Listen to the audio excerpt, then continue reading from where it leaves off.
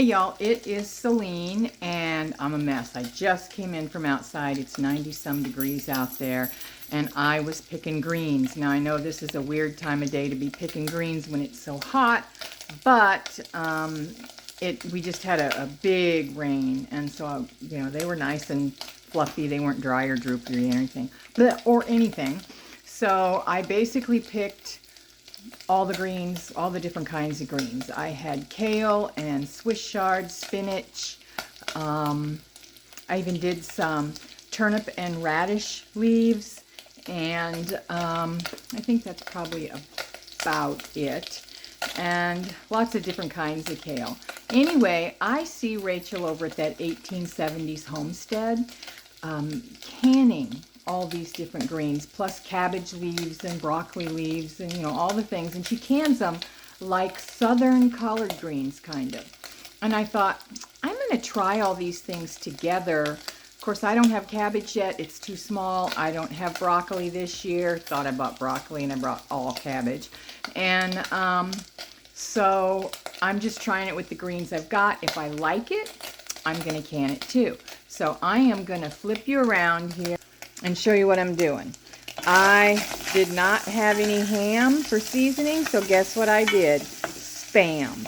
I am not a huge spam eater, but honestly, I like it. I wouldn't want it very often, but I like it. It's not at all healthy for you, so we rarely eat it, but I have it in my stores. So now I'm just going to start throwing in the greens. Turn this down a little bit. And this should melt down pretty quick. I have a little pan here compared to what it looked like with the greens, but look how fast those cook down into nothing. See, that was full not 30 seconds ago, and it just cooked down into nothingness.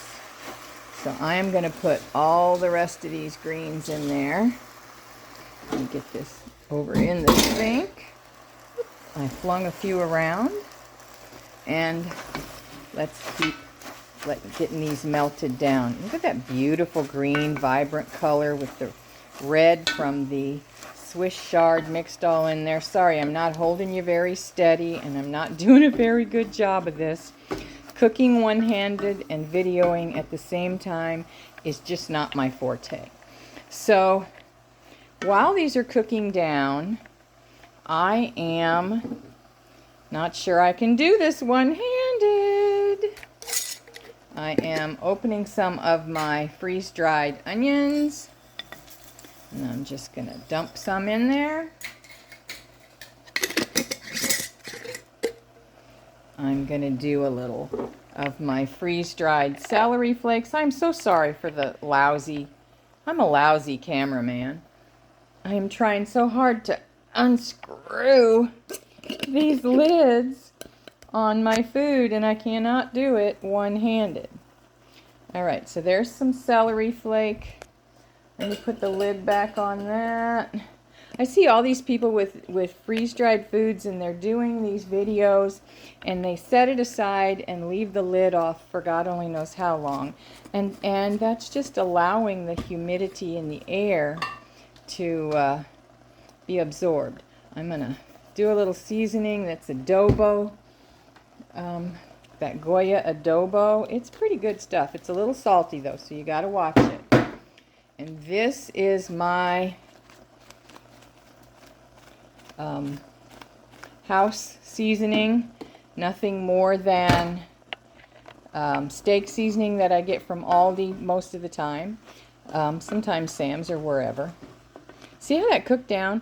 And onion and garlic powder, and then I put them in a spice grinder and grind them all up. Check that out. I mean, like, there's nothing there. That was full twice. And now it is like maybe two servings. So I'm just going to keep cooking this. Give it a little bit of time. Maybe put a little garlic in there. And I will be back when it's done. Okay, guys. It's been cooking for a few minutes. It probably could cook a little longer, but I got things to do, so I wanted to wrap this up for you, tell you how it tasted. So here we go. Let me flip. And whew, I look rough. Okay. It's really hot.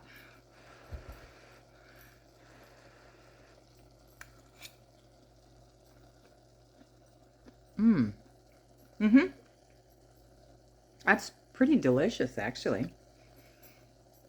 You saw what I put in it. All I put in it after that was tiny little bit of garlic powder. I didn't even put salt or pepper in it. I'm going to put some pepper in it, but it doesn't need any salt. That Goya adobo seasoning is very salty, so if you use it, know that ahead of time. Don't add anything else with salt in it, or it'll be way too salty. So that is just a quickie. I am going to be eating that a lot this summer. And I just moved my